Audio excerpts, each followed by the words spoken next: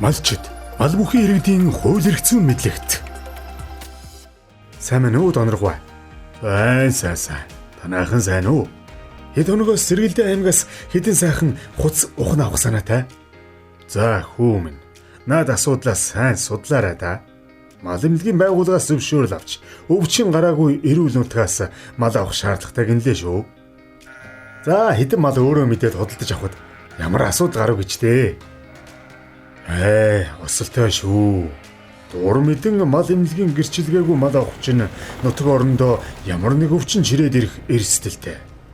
Хэрэг өвчин гарвал олон хүн дайчилж бөөн зардал чирэгдэл болоод зогсохгүй.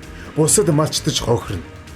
Дээр нь буруутай хүнээр нь гарсан бүх хохирлыг төлөвлөдөг хуйлтай гэж сонссон. Тэгэхээр чи сумын мал эмнэлгийн засгийнхантай уулзаж хаанаас мал авч болох талаар зөвлөгөө авсан дээр байх та. Нэрэж тийм юм уу? Мал сүрэгтэй өвчин тараавал нутаг орондоо гай тараа зогсохгүй өрдөлбөрдөж орох аюултай болж. За би ерөөсөө сум орж зөвлөгөө авъя.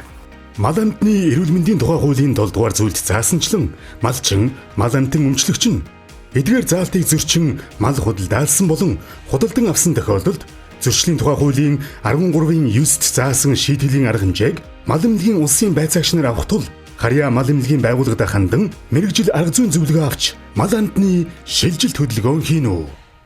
Нутаг орноо малын гоц халдвар төвчнөөс хамгаалахад малчин таны үүрэг оролцоо маш чухал.